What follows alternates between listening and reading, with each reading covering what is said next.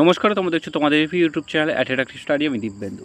আজকের এই ভিডিওতে এসএসসি জিডির তোমাদের যে ফিজিক্যাল আসছে, অত ফিজিক্যাল তোমাদের এবার হবে। তো ফিজিক্যালে তোমরা কীভাবে রানিং শুরু করবে, রানিং কীভাবে করলে তোমাদের স্ট্যামিনা বাড়বে, কী স্টেপ ফলো করতে হবে, এছাড়াও তোমাদের রানিং করার পর কী এক্সারসাইজ করা দরকার নাকি সমস্ত কিছু এই ভিডিওর মাধ্যমে বলবো। এছাড়াও রানিং করার সাথে সাথে তোমাদের যে ডায়েট চার্ট ফলো করতে হবে সেই সম্বন্ধে আলোচনা করব। ভিডিও শুরু করে ছোট্ট একটা রিকোয়েস্ট করবো, যারা এই চ্যানেলকে এখনও পর্যন্ত সাবস্ক্রাইব করেনি তারা অবশ্যই এই চ্যানেলকে সাবস্ক্রাইব করে পাশে থাকা বেল আইকনটি প্রেস করে আমার সঙ্গে যুক্ত থাকতে পারো পরবর্তী আপডেট পেতে। তো এখানে অ্যাট ফার্স্ট বলি, তোমাদের এসএসসি জিডির যে সিলেকশন প্রসেস, সে সিবিটি এক্সাম তোমাদের এখানে হয়ে গেছে। তো সিবিটি এক্সামের পর তোমাদের যেটা হবে সেটা হলো পিইটি এবং পিএসটি, অর্থাৎ ফিজিক্যাল এফিসিয়েন্সি টেস্ট এবং ফিজিক্যাল স্ট্যান্ডার্ড টেস্ট। পিইটি মানে হলো তোমাদের রানিং এবং পিএসটি মানে হলো তোমাদের হাইট, ওয়েট এবং চেস্ট। এখানে পিএসটির মধ্যে মেজারমেন্ট করা হবে। এখানে ফিজিক্যালে এসএসসি জিডির ফিজিক্যালে শুধুমাত্র রানিং করানো হয়, অর্থাৎ কোনোভাবে হাই জাম্প, লং জাম্প এই সমস্ত কিছু করতে হবে না, তাই নিয়ে কোনো মাথা ব্যথা নেই। তো এখানে ছেলেরা যারা আছো মেল ক্যান্ডিডেট, তাদের এখানে 5 কিলোমিটার রানিং আছে, অর্থাৎ 5 কিলোমিটার রানিং আছে। তোমাদের টাইম দেবে 24 মিনিট। 24 মিনিটের থেকে 1 সেকেন্ড কম দেবে না, 1 সেকেন্ড বেশিও দেবে না। 24 মিনিট মানে 24 মিনিটে থাকবে। সিমিলারলি ফিমেল ক্যান্ডিডেটের জন্য 1.6 কিলোমিটার অর্থাৎ 1600 মিটার তোমাদের রানিং, 1.6 কিলোমিটার বা 1600 মিটার তোমাদের রানিং থাকবে। 8.5 মিনিট অর্থাৎ 8.5 মিনিট তোমাদের কিন্তু এখানে তোমরা টাইম পেয়ে যাবে।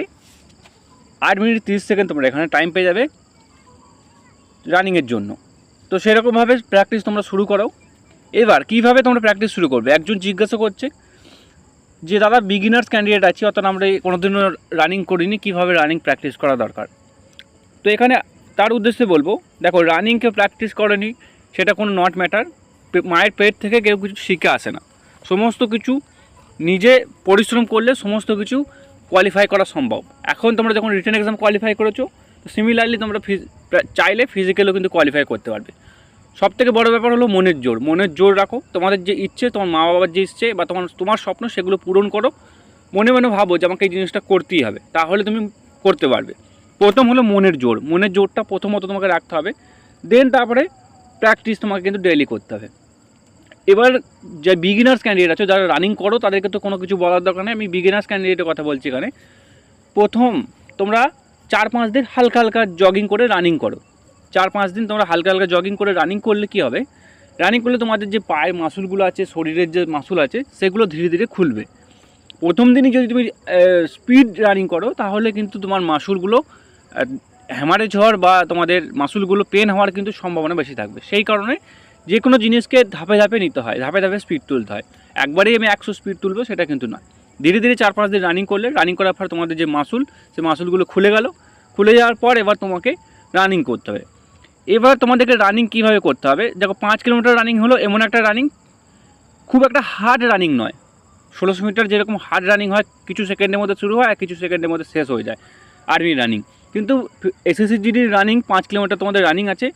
তোমাদেরকে প্রথমত তোমাকে এটা ভাবলেই হবে না যে আমি 5 কিলোমিটার দৌড়াবো, মনের মধ্যে ভাবলেই হবে না।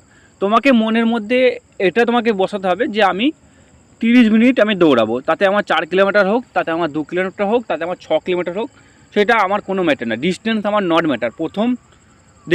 প্রথম দিনগুলো অর্থাৎ 4-5 দিন তোমরা রানিং করার পর ধীরে ধীরে তারপরে যখন তোমরা শুরু করবে, তোমরা ঘড়ি ধরে 30 মিনিট আমি দৌড়াবো, এটা কিন্তু মনের মধ্যে বসিয়ে নাও। যাতে 4 কিলোমিটার হোক, 5 কিলোমিটার হোক, 6 কিলোমিটার হোক, যতটা হবে ততটাই 30 মিনিটের মধ্যেই আমরা দৌড়বো।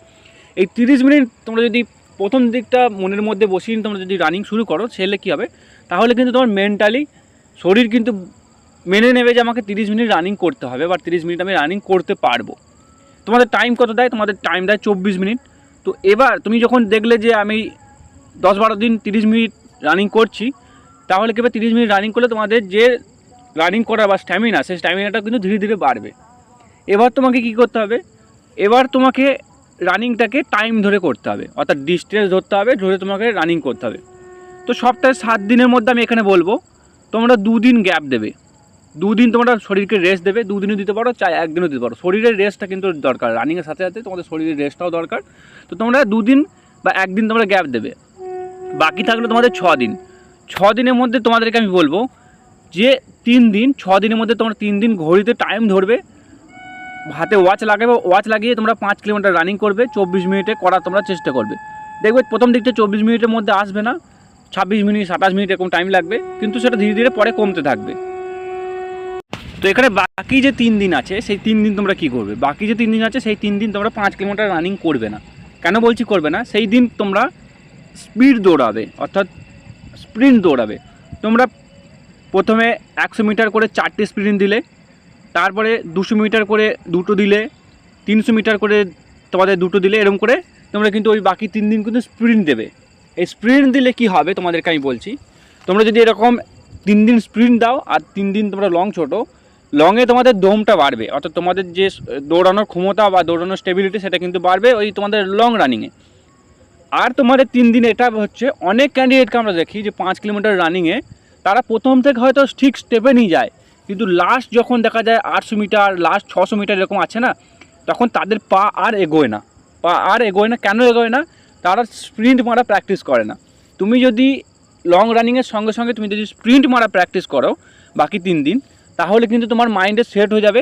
বাকি যে 500 মিটার তোমার হাতে কম সময় আছে, বাকি 400 মিটার কম সময় আছে, সেই ক্ষেত্রে তুমি কিন্তু ওটা স্প্রিন্ট মেরে টাইমটা মেকআপ করে নিতে পারবে। Last 500 metre, last 400 metre sprint মেরে কিন্তু মেকআপ করে নিতে পারবে। তো স্প্রিন্ট মারা প্র্যাকটিস করবে বাকি 3 দিন, এবং অন্য 3 দিন তোমরা কিন্তু ঘড়ি ধরে প্র্যাকটিস করবে। তো আশা করি সবাই রানিং করতে পারো। রানিং সম্বন্ধে এমন কিছু বলা কিছু নাই, সবাই রানিং পারবে, রানিং সবাই ফিট করবে, শুধু প্র্যাকটিস করো, রানিং ফিট হবে। আর যারা একদমই রানিং নিয়ে খুবই ভয় আছে, তারা চেষ্টা করো 2 টাইম রানিং করার, অর্থাৎ সকালে একবার, বিকালের দিকে একবার তোমরা রানিং করার চেষ্টা করো শরীরকে। এবার আমরা যেসব ভুলগুলো করে থাকি, অর্থাৎ সমস্ত ক্যান্ডিডেট যে ভুলটা করে থাকে, ইভেন আমিও ফোর্সে আসার আগেও এই সেম ভুলটা করেছিলাম। কারণ আমি বলছি এখানে, আমরা রানিং সবাই করি, ঠিক আছে, হয়তো কেউ 10 মিনিট রানিং করি, কেউ 30 মিনিট রানিং করি, কেউ 1 ঘন্টা রানিং করি, রানিং সবাই করি, কিন্তু মেন যে রানিংয়ের পর যে জিনিসটা আমরা করা দরকার সবারই, সেটা কিন্তু আমরা করি না।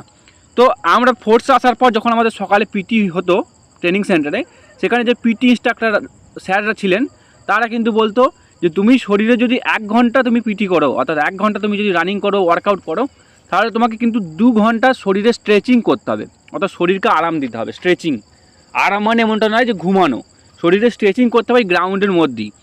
তোমরা ইউটিউব থেকে দেখতে পারো স্ট্রেচিং বলে, আফটার রানিং স্ট্রেচিং, পায়ের, কোমরের, হাতের 2-3 জন মিলে দেখবে স্ট্রেচিং করা যায়। তোমরা রানিংয়ের পর চেষ্টা করবে, তোমরা যদি 8 ঘন্টা রানিং করো, তোমরা চেষ্টা করবে 1 ঘন্টার শরীরকে স্ট্রেচিং করার, অর্থাৎ হাত পায়ে তোমরা স্ট্রেচিং করবে।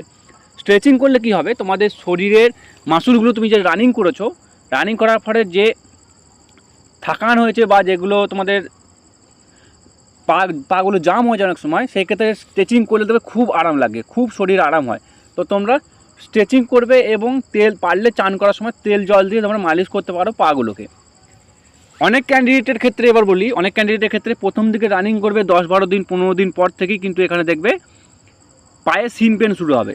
তাদের উদ্দেশ্য বলে দিই, এখানে যাদের সিন পেন শুরু হবে, তারা রানিংয়ের পর বাড়ি এসে তোমরা বরফ নেবে একটা কাপড়ের মধ্যে, সেটাকে 15 মিনিট তোমরা কিন্তু সেই বরফ দিয়ে পায়ের 2টো জায়গায় সেক করতে পারো। সিন পেন অনেকজনেরই হয়, বেশিরভাগ জনেরই রোডে রানিং করলেই সিন পেন হয়। তো এই সিন পেন থেকে রিলিফ পেতে তোমরা কিন্তু বরফের সেক তোমরা দেবে পায়ে।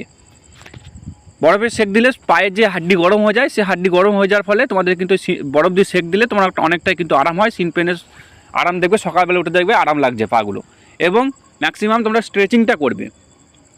এবার দ্বিতীয় কথা আছে, একজন জিজ্ঞাসা করছিল আমাকে যে দাদা আমার ওয়েট বেশি আছে খুব, তো আমি কি করব, রানিং ফেল করে যাব নাকি, ভয় লাগছে। তো বলে দিই, ওয়েটটা কোনো ম্যাটার না। আমার সঙ্গে 75 কেজির ছেলেও কিন্তু দেখেছি যে এসএসসি জিডির রানিং ফিট হয়ে এসেছে। সব কিছুই মনের জোর আর প্র্যাকটিস যদি তুমি ঠিক রাখো, তাহলে তোমার রানিং কিন্তু বেরোতে বাধ্য, তোমার রানিং তুমি কোয়ালিফাই করতে বাধ্য। মনের জোরটা রাখবে এবং প্র্যাকটিস করো, ডেলি 2 টাইম করে রানিং কমপ্লিট করবে। মেয়েদের ক্ষেত্রেও বলবো, মেয়েদের ক্ষেত্রে 1600 মিটার তোমরা টাইম ধরে প্র্যাকটিস করো। 3 দিন তোমরা 1600 মিটার ঘড়ি ধরে প্র্যাকটিস করো, বাকি দিনগুলো তোমরা স্প্রিন্ট মারার চেষ্টা করো। তোমরা 200 মিটার, 300 মিটার এরকম করে, 100 মিটার এরকম করে লাস্ট যে স্প্রিন্ট, সেই স্প্রিন্ট তোমরা কিন্তু মারো। বাকি দিনগুলো 3টে-4টে এরকম করে সেট আপ করে তোমরা কিন্তু স্প্রিন্ট মারো, এবং সেম স্ট্রেচিং করো। হয়তো রাস্তাঘাটে হয়তো মেয়েরা স্ট্রেচিং করতে লজ্জা হবে, তুমি বাড়ির মধ্যে গিয়ে তোমরা কিন্তু স্ট্রেচিং করো। তাড়াতাড়ি ওখান থেকে বাড়ি থেকে জগিং করে যাও, বাড়ি গিয়ে স্ট্রেচিং করো, রুমের মধ্যে বসে স্ট্রেচিং করো, কোনো অসুবিধা নেই। স্ট্রেচিং করলে শরীরে প্রচুর আরাম হয়, কারণ আমরা পিটি করেছি ট্রেনিং সেন্টারে, সেই জন্য আমরা বলছি। এবার আছি খাওয়া নিয়ে, যে রানিং করতে গেলে কী খাওয়া দরকার। এখানে দেখো, রানিং করতে গেলে আহামরি তোমাকে কিছু খেতে হবে না। তোমরা ডেলি যা খাচ্ছ সেই জিনিসগুলি খাবে। তার মধ্যে যে জিনিসটা ইনক্লুড করবে সেটা বলে দিই, পারলে তোমরা ছোলা খাবে সকালবেলা, ভিজানো ছোলা। এবং ছোলাটা কিন্তু আজকে রাতে ভিজলে কালকে সকালে খাবে না, একদিন গ্যাপ দিয়ে, মানে ছোলাটা যত অঙ্কুর বের হয়, অঙ্কুর বেরোনো ছোলা তোমরা নিতে পারো। এছাড়াও ছোলা যখন খাবে তার সঙ্গে পারলে আখের যে গুড় হয় সেই গুড় ওর সঙ্গে নাও, তাহলে গুড়ও কিন্তু অনেকটা শরীরের যে স্ট্যামিনা কিন্তু বাড়াতে সাহায্য করে। রানিং করার পর ছোলা গুড় খেলে তোমরা কিন্তু স্ট্যামিনা বাড়ে, যেমন দেখবে আমাদের ঘোড়াতে কিন্তু দেখবে ছোলা গুড় খেতে দেওয়া হয়। এবং তার সঙ্গে সঙ্গে পারলে তোমরা যে কোনো একটি ক্যালসিয়াম জাতীয় খাবার তোমরা অ্যাড করবে, কারণ রানিং করলে দেখবে সিন পেন হয়, ক্যালসিয়ামের অভাবে অনেক সময় পায়ে যন্ত্রণা করে। সেই জন্য রানিং যেহেতু অনেকটা পরিশ্রম সাধ্য কাজ, সেই কারণে তোমরা রানিং যে কোনো একটি, সেটা কলা হতে পারে, সেটা তোমরা দুধ হতে পারে, যদি 1/2 লিটার দুধ পাও দুধ, যদি কলা পাও কলা, আর নাহলে তোমরা যদি মাছ পাও তাহলে মাছের মধ্যে মাছের মাথাটাকে তোমরা নিতে পারো ক্যালসিয়াম হিসাবে। তো এই ক্যালসিয়ামের একটা স্রোত তোমাকে নিতে হবে 2-3 দিন অন্তর, বা সপ্তাহে 2 দিন বা 3 দিন তোমরা নিলেই কিন্তু এখানে কোনো রূপ প্রবলেম এখানে হবে না। আর বাকি যা খাচ্ছ খাও, একটু যখন রানিং তোমরা করবে তখন কিন্তু একটু জাঙ্ক ফুড, বাইরে খাবার দাবার, এই যে চাউমিন, এগরোল, এসবগুলো একটু অ্যাভয়েড করার চেষ্টা করবে বাস। আর বাকি যা রুটি ডাল সবজি যা খাচ্ছ তাই খাও। আর যাদের ওয়েট নিয়ে সমস্যা আছে তাদেরকে বলবো তারা একটু খাওয়াটাকে একটু কন্ট্রোল করো, স্নেহ জাতীয় পদার্থ এবং তেল জাতীয় খাবার, এই সমস্ত খাওয়াগুলো কন্ট্রোল করো। রাতের বেলা ভাতটাকে অ্যাভয়েড করে রুটি নেওয়ার চেষ্টা করো। দেখো তোমাদের রানিং এবং উঠবে এবং তার সঙ্গে সঙ্গে তোমাদের ওয়েটও কিন্তু এখানে কমবে। তো এই ছিল তোমাদের এসএসসি জিডির ফিজিক্যাল সম্বন্ধে টিপস। ভিডিও যদি ভালো লাগে ভিডিও অবশ্যই লাইক করবে। আর এরকম হেল্পফুল ভিডিও পেতে এবং সরকারি আপডেট পেতে তোমরা আমাদের চ্যানেলটিকে সাবস্ক্রাইব করে পাশে থাকা বেল আইকনটিকে প্রেস করে আমাদের যুক্ত থাকতে পারো পরবর্তী আপডেট পাওয়ার জন্য। তো দেখা হচ্ছে পরের ভিডিও। জয় হিন্দ, জয় ভারত।